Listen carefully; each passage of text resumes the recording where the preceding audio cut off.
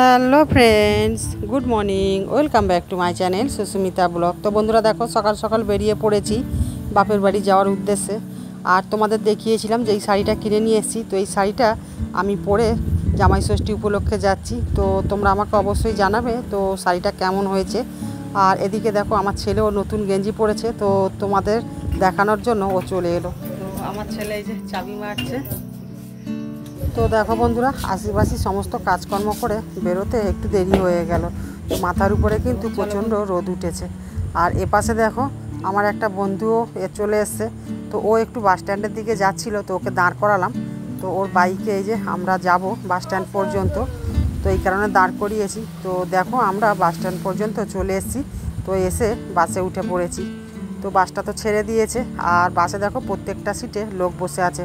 আসলে জামাই ষষ্ঠী উপলক্ষে না অনেকটা ভিড় হয়েছে বাসে। আর আমার ছেলে দেখো এপাশে চকলেট কিনেছে, তো ও আবার চকলেট বার করে আমার গালে খাইয়ে দিচ্ছে।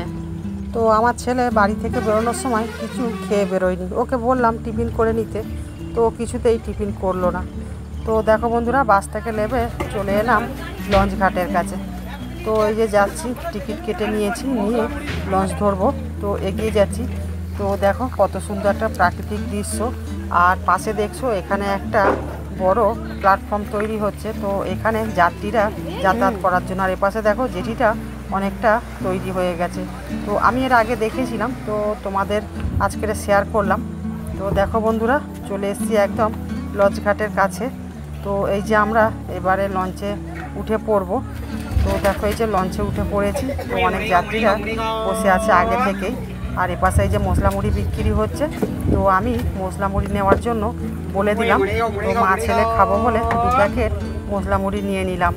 তো দেখো, এই যে আমার ছেলে মুড়ি খাওয়া শুরু করে দিয়েছে, আর আমারটা এখন ওপাশে মাখানো চলছে।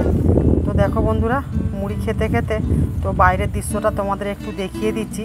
তো নদীতে প্রচণ্ড পরিমাণে জোয়ার, তো এই কারণে কিনারা ধরে যাচ্ছে। তো দেখো, নদীর ধারের দৃশ্যগুলো এত সুন্দর লাগছে, তো অপূর্ব। আর দেখো, নদীতে কিছু বাচ্চা স্নান করছে।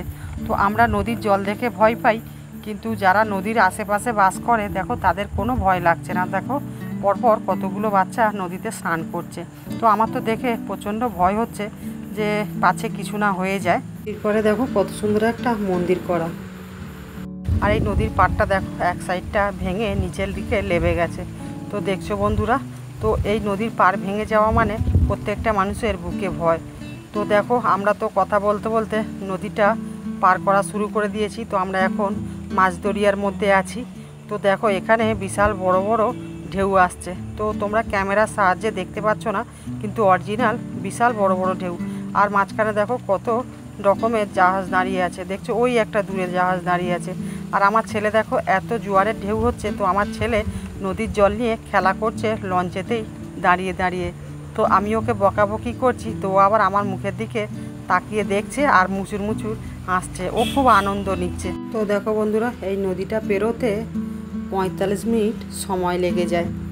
তো দেখো বন্ধুরা, কিনারার কাছে পৌঁছে গেছি। তো এই দেখো, অবশেষে লঞ্চ থেকে নামলাম। তো এত বড় বড় ঢেউ, তো আমার আজকে বুকটা শুকিয়ে যাচ্ছিল ভয়েতে।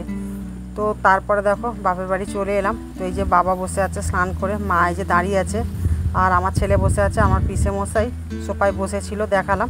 আর দেখো, জামা কাপড় ছেড়ে নিয়ে খেতে বসে গিয়েছি। তো এখন কিন্তু বাজে বেলা 2টো। তো দেখো, আমার ভাই খেয়ে দে। আর আমার বাড়িতে একটা এই যে কুকুর ছিল, আমার বাপের বাড়িতে। তো আমার ভাই এই কুকুরটাকে খুব ভালোবাসে। তো যখনই যাই খাক না কেন, এই কুকুরটাকে দেয়। তো কুকুরটাকে এই যে খেতে দিল। আর তারপরে দেখো, চলে এলাম সন্ধ্যায়। বিকেলে আর কোনো ভিডিও শ্যুট করিনি। তো মা এই যে রান্নাবান্না করবে, জোগাড় যন্ত্র করছে।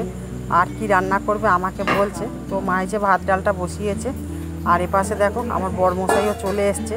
তো আম নিয়ে এসছে, কলা নিয়ে এসছে, তো মিষ্টি নিয়ে এসছে, ফ্রিজে রাখা আছে, তোমাদের দেখানো হয়নি।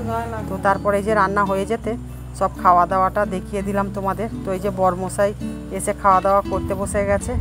তো ও এলো তখন বাজে 9:30 মতো, এই জন্য তোমাদের আমি আর আগে থেকে দেখাতে পারিনি।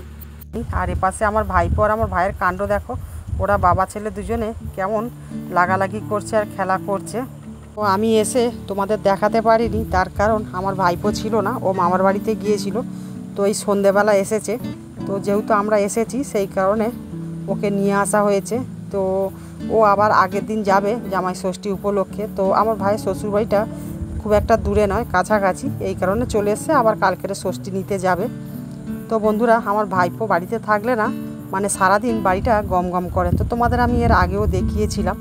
তো তারপর দেখো বন্ধুরা, খাওয়া দাওয়া হয়ে গেছে, তো এই যে বিছানাপত্র হচ্ছে, এবারে ঘুমানো হবে। তো বন্ধুরা, ভিডিওটা আজ এই পর্যন্ত। সবাই ভালো থেকো, সুস্থ থেকো, গুড নাইট, টাটা।